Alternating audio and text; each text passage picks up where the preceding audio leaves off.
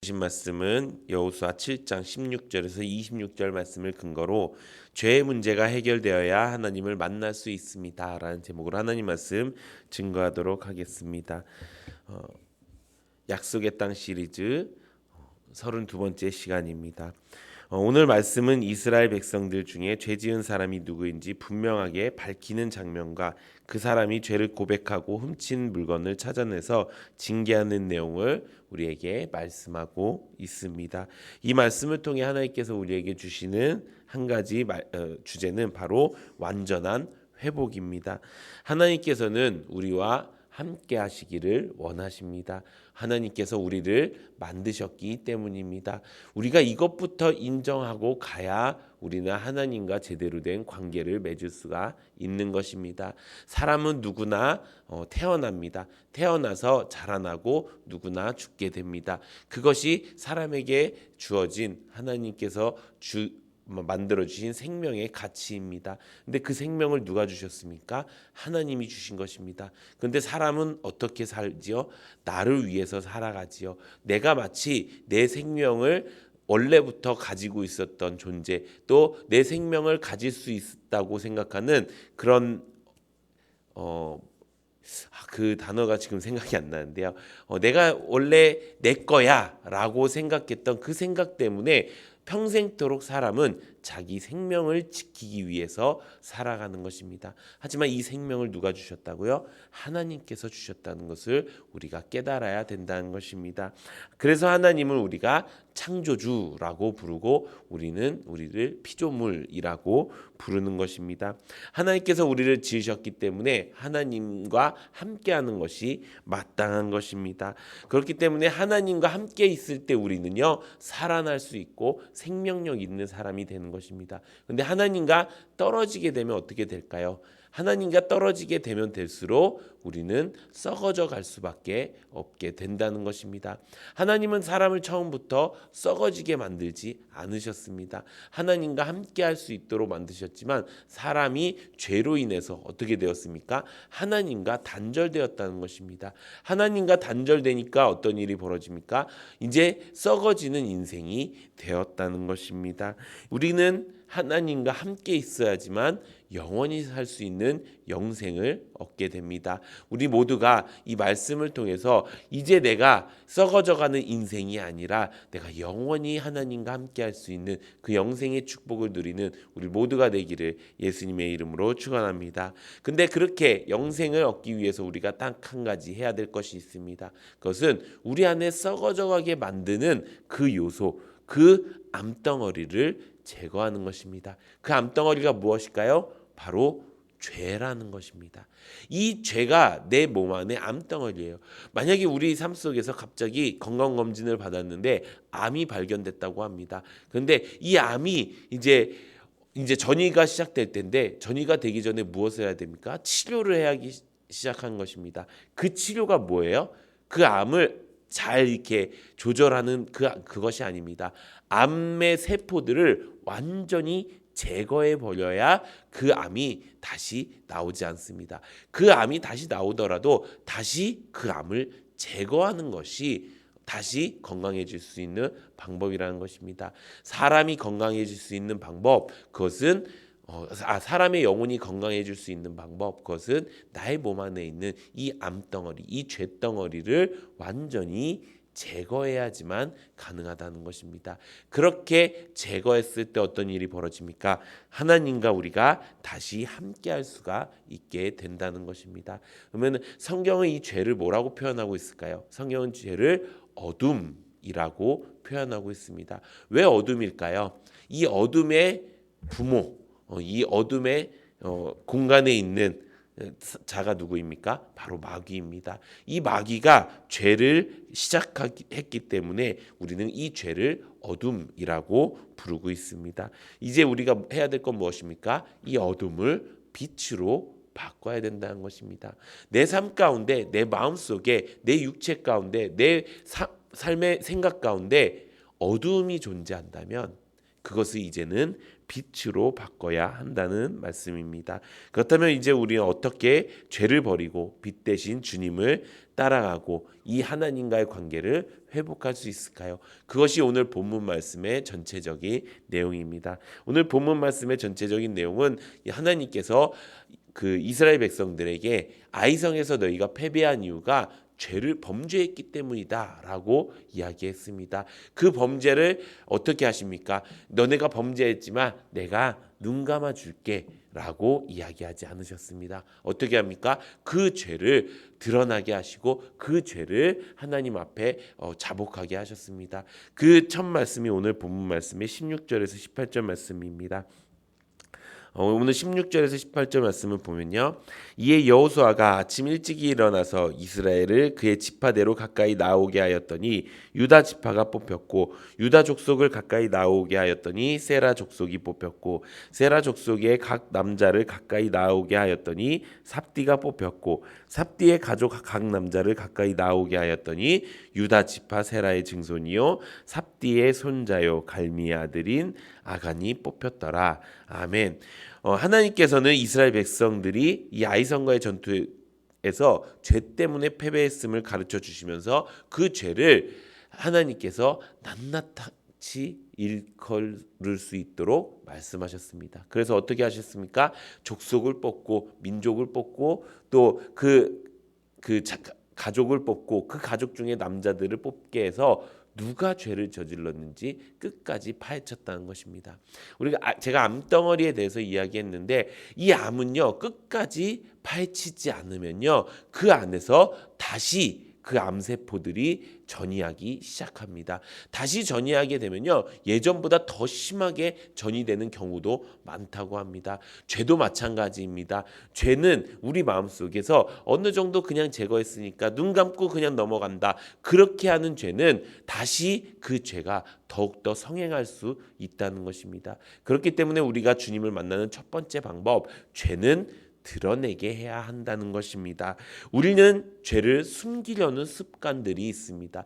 사람은 진노의 자녀이기 때문입니다. 그래서 육체가 원하는 대로 마음에 원하는 대로 마귀의 자녀가 되었기 때문에 거짓말로 그 죄를 숨기고 다른 어떤 죄들로 그 죄를 숨기려고 하는 습성이 있다는 것입니다. 하지만 하나님께서는 그 죄를 완벽하게 드러나게 원하십니다.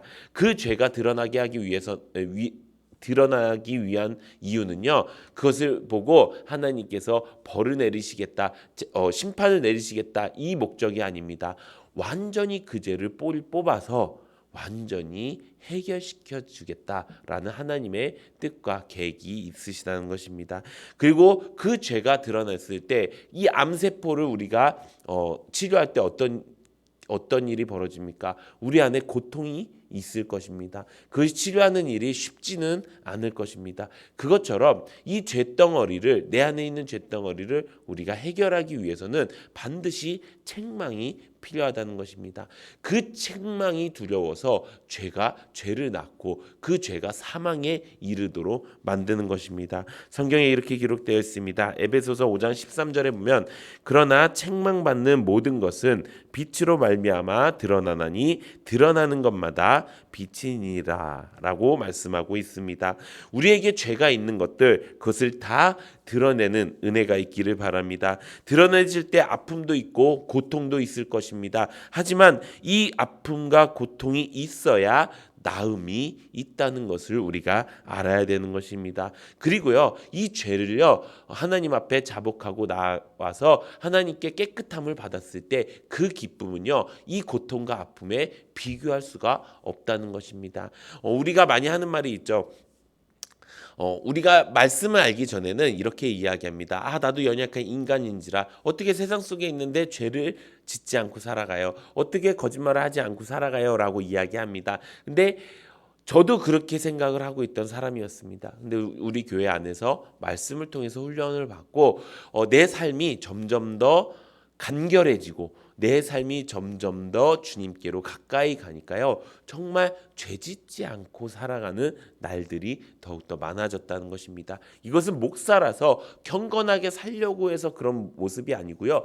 그리스도인답게 살려고 정말 천국 문 앞에서 내가 너를 도무지 알지 못하겠다라는 예수님의 모습이 아니라 내가 너를 기다리고 있었다라는 그 예수님의 모습을 만나기 위해서 내가 살아가다 보니까 점점 내 안에 거짓이 사라지고 죄악이 사라지는 모습을 경험하게 될 수 있었다는 것입니다. 그래서 저희도 제 아이들에게 제일 많이 하는 말이 우리가 어렸을 때 많이 이야기하죠. 공부 못해도 좋다. 건강하게만 자라다오 이렇게 얘기하지 않습니까? 저는 제 아이들한테 이렇게 얘기합니다. 공부 못해도 좋다. 대신 진실되게 살아가다오.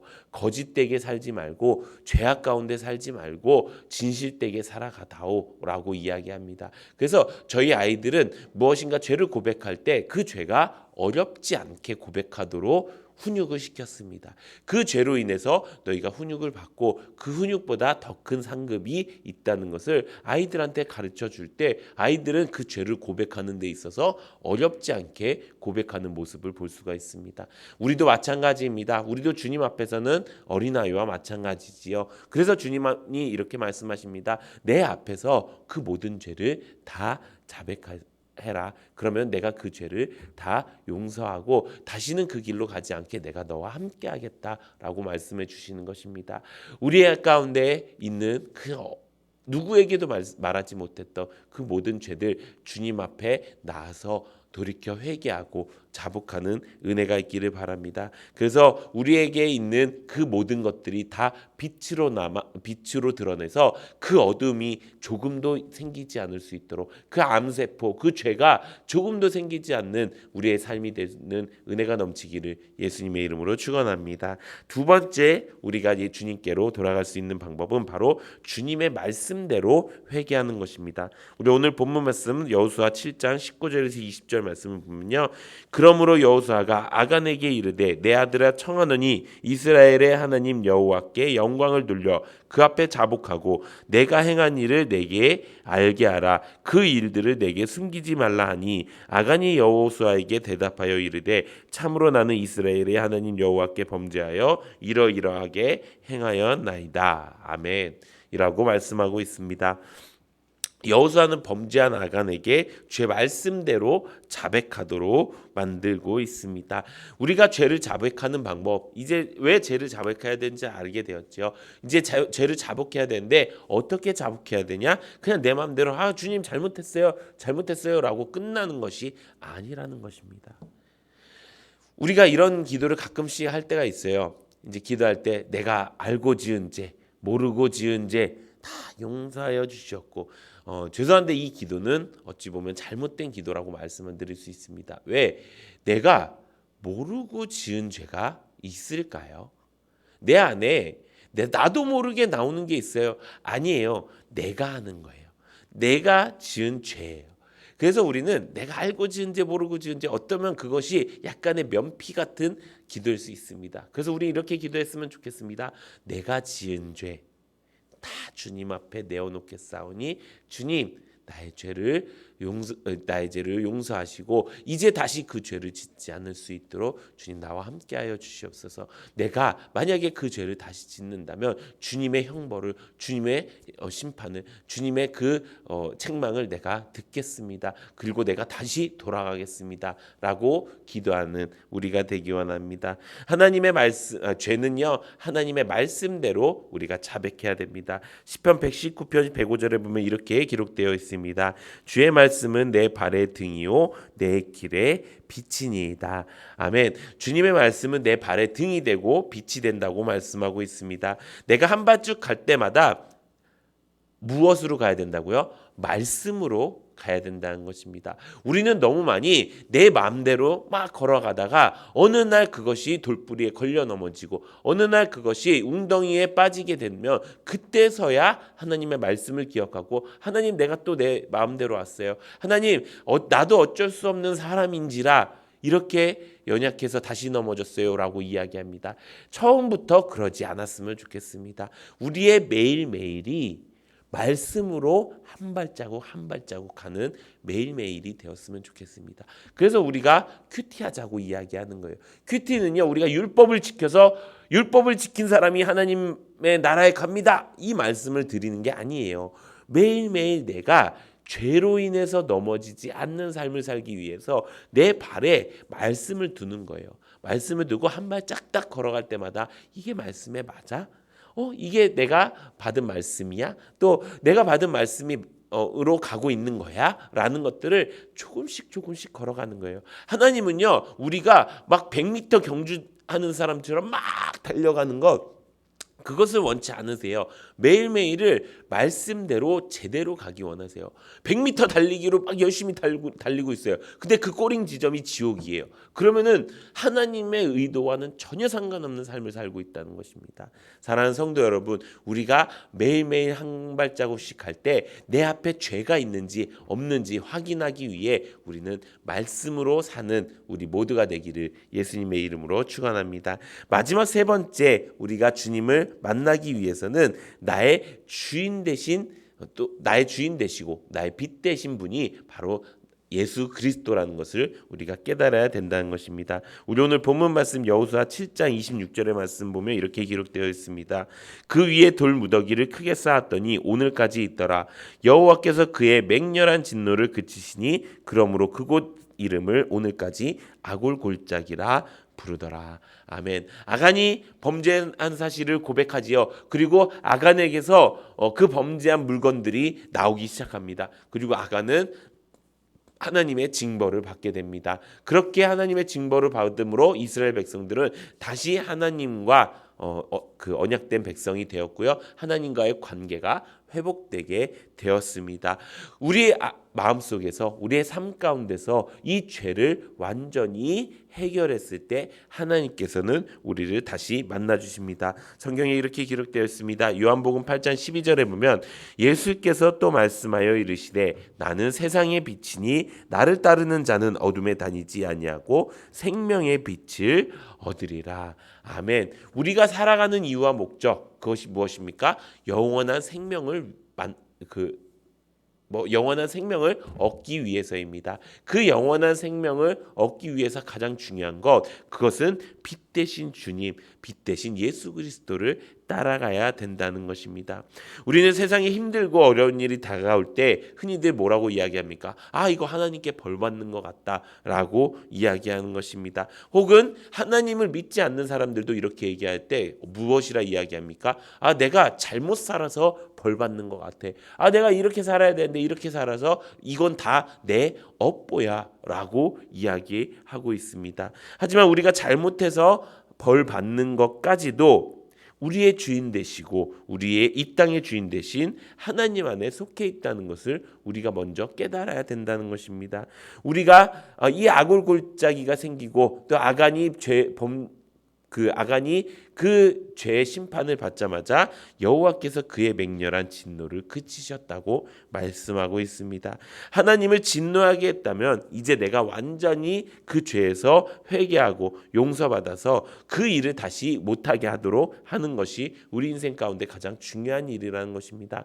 암세포가 전이되었을 때 우리가 수술을 통해서 그 암세포를 제거하는 일들이 있지요. 근데 그 다음에 무엇이 더 중요하냐? 이것이 재발되지 않을 수 있도록 하는 그 재활 훈련이 훨씬 더 중요하다는 것입니다. 사랑하는 성도 여러분, 우리가 말씀을 듣고 교회 안에서 신앙생활을 하는 것, 그것이 바로 재활 훈련이라는 것입니다. 우리가 다시는 죄인으로 돌아가지 않게 하기 위한 재활 훈련을 하는 것과 마찬가지라는 것입니다. 사랑하는 성도 여러분, 이제 우리가 그렇게 살기 원합니다. 이제 우리가 하나님 앞에 빛 대신 예수 그리스도 앞에 내가 나 혼자 사는 것이 아니라 그 죄를 이제 드러내고 자복하고 이제는 내가 그 말씀으로 한 발짝 한 발짝 앞으로 나아가면서 내가 교회 안에서 성령 하나님을 내가 만남으로써 이제 내가 다시는 죄인으로 돌아가지 않을 수 있는